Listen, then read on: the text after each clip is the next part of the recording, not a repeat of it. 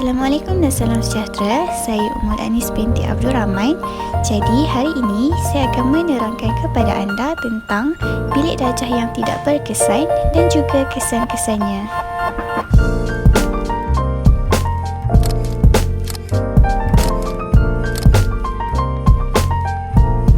Mari kita lihat dahulu apa itu definisi bilik darjah. Apa itu bilik darjah? Bilik darjah merupakan satu tempat di mana berlakunya proses pengajaran dan pembelajaran, dan ia merupakan tempat yang sangat penting di sekolah. Menurut Henley pada tahun 2006, bilik darjah adalah satu ekosistem yang terdiri daripada persekitaran fizikal yang mencakupi jadual, ruang, kerusi meja, warna, bunyi dan pencahayaan serta persekitaran sosial iaitu keberadaan guru, peraturan tingkah laku, penglibatan keluarga dan juga perbezaan budaya.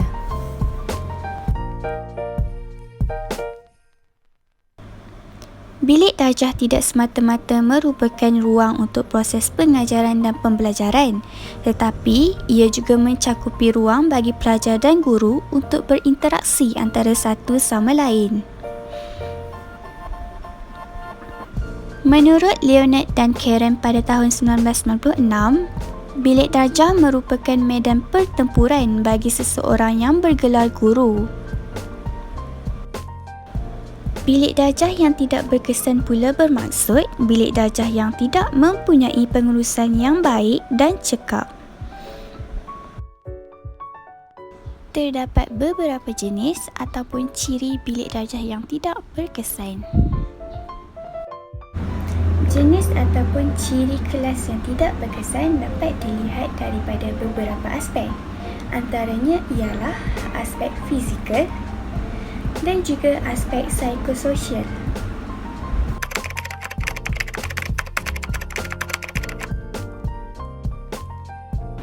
Aspek fizikal adalah merujuk kepada keadaan ataupun persekitaran fizikal di dalam bilik darjah yang berada dalam keadaan yang tidak lengkap ataupun tidak sempurna untuk para pelajar.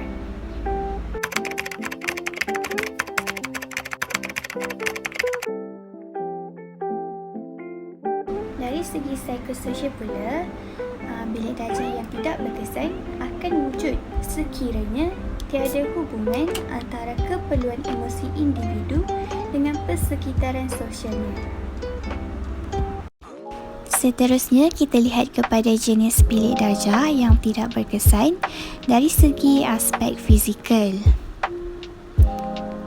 Yang pertama ialah keadaan bilik darjah yang tidak bersih.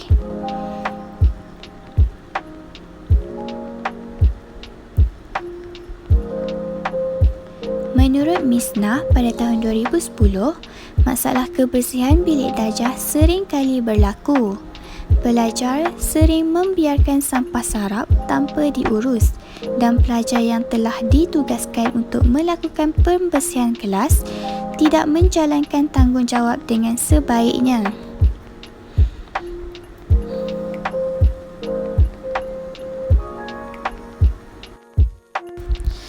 Seterusnya ialah susun atau perabot yang tidak sesuai. Menurut Mok Song Sang pada tahun 2011, keluasan ruang dan susun atur perabot perlulah sesuai dengan kapasiti pelajar kerana bilangan pelajar yang melebihi kapasiti yang sepatutnya boleh menyebabkan suasana dalam bilik darjah menjadi kurang selesa dan akan menimbulkan masalah disiplin. Selain itu, keadaan kelas yang tidak kondusif dan juga tidak ceria.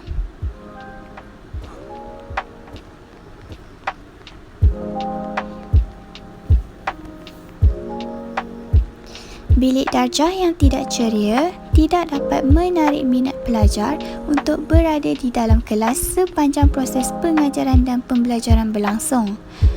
Faktor pencahayaan dan pengudaraan yang kurang baik juga akan menyebabkan pelajar berasa kurang selesa sepanjang berada di dalam kelas masing-masing.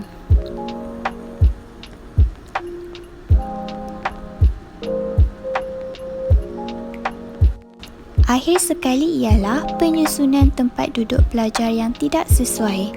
Penyusunan tempat duduk pelajar yang tidak sesuai akan menyebabkan kesukaran aktiviti interaksi antara guru dengan murid dan juga antara murid dengan murid. Menurut Levin dan juga Nolan, pada tahun 1994, susunan tempat duduk boleh berubah-ubah mengikut kesesuaian kaedah pengajaran dan aktiviti yang digunakan oleh guru semasa proses pengajaran dan pembelajaran berlangsung di dalam bilik darjah.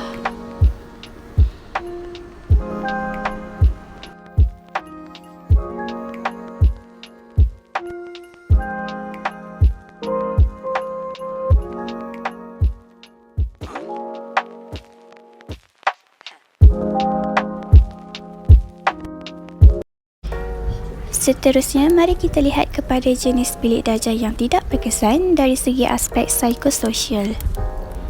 Yang pertama ialah pendekatan pengajaran yang tidak sesuai.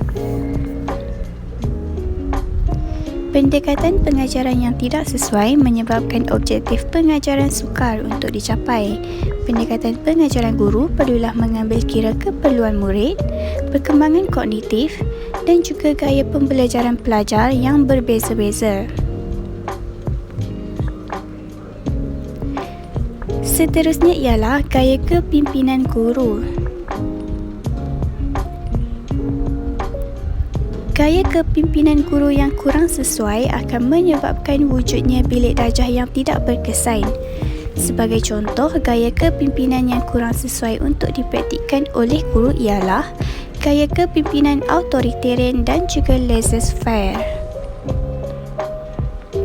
Sekarang mari kita dengar penjelasan tentang gaya kepimpinan authoritarian. Let's talk more about the research by Lewin and his co-authors.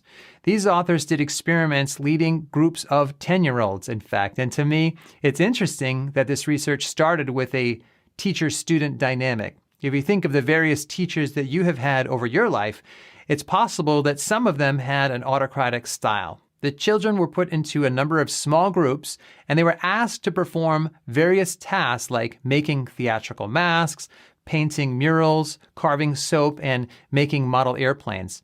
The adults then acted as the teachers and used a variety of leadership styles with those groups: autocratic, democratic, and laissez-faire styles. The researchers then watched how the children responded to the different leadership styles. They also interviewed the children and the parents to get their perspective on how their experience was under each leader. So what exactly did they find? Well, this early research had mixed results, but it laid the foundation for how we still to this day think about autocratic leaders. Under autocratic leaders, followers were more aggressive toward each other. In some versions of the experiments, the children were 30 to 40 times more aggressive than they were under a democratic leader. This was at times a general aggression among all the group members, but was sometimes focused on one particular group member where, say, 4 members of the group ganged up on a person, a scapegoat, to the point where that participant quit the group. Participants tended to be more productive when the autocratic leader was watching them and directly supervising them, but there was usually a sharp rise in aggression when the autocratic leader left the room. In other experiments, participants were much more resigned and apathetic, and they didn't get aggressive under an autocratic leader. They basically... Jom kita dengar tentang gaya kepimpinan laissez-faire pula. The laissez-faire leader, for example, is one who recognises that people have the ability to take the work and just run with it. They are not micromanagers. A laissez-faire leader recognises that that is the optimum style for people who know what they're doing. Now, I know that this sounds very obvious. The truth is that there are some people who do need more guidance. They do need a more hands-on type of leader because they are still learning their position, they are still learning their role, they are still learning the tasks associated with their job. So a laissez-faire style leader is one who really understands that people are already well equipped to do their job and they don't need a lot of interference or interjection from their manager in terms of what they're doing and how they're doing it. Akhir sekali, jenis bilik darjah yang tidak berkesan dari segi aspek psikososial ialah komunikasi dan corak interaksi yang lemah. Kemahiran komunikasi yang lemah dalam kalangan guru menyebabkan wujudnya bilik darjah yang tidak berkesan. Sebagai contoh, guru menggunakan bahasa yang kurang sopan dan juga sukar untuk difahami oleh para pelajar. Hal ini akan menyebabkan pelajar menghadapi masalah untuk menerima maklumat yang disampaikan oleh guru dengan baik semasa proses pengajaran dan pembelajaran berlangsung.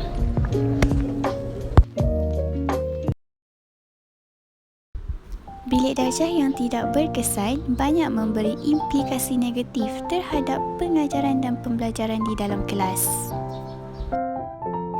Kesan yang pertama ialah pelajar akan terganggu sepanjang proses pengajaran dan pembelajaran berlangsung.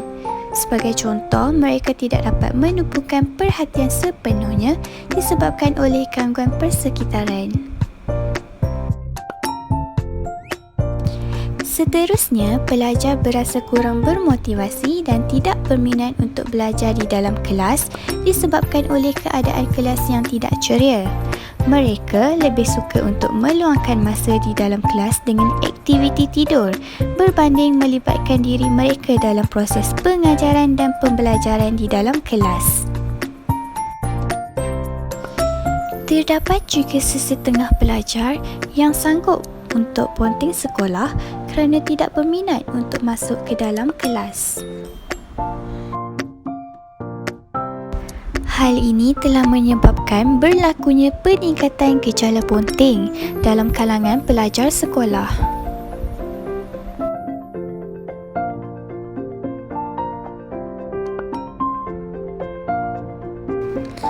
Selain itu, aktiviti PDP yang telah dirancang oleh guru juga tidak dapat dicapai sepenuhnya.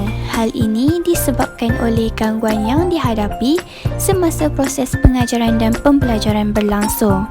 Justru, guru terpaksa mengambil inisiatif untuk mencari waktu yang lebih sesuai untuk meneruskan PDP yang tertangguh.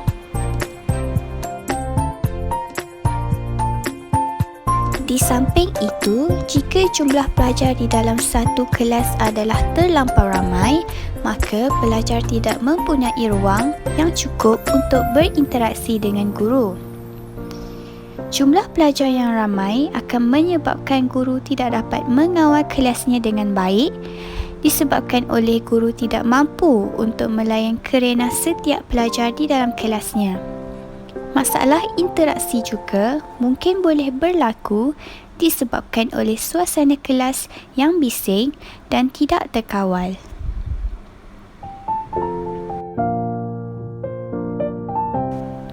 Akhir sekali, bilik darjah yang tidak berkesan akan memberi impak terhadap pencapaian akademik pelajar. Prestasi pelajar dalam bidang akademik akan jatuh dan juga merosot disebabkan oleh pengurusan bilik darjah yang kurang berkesan.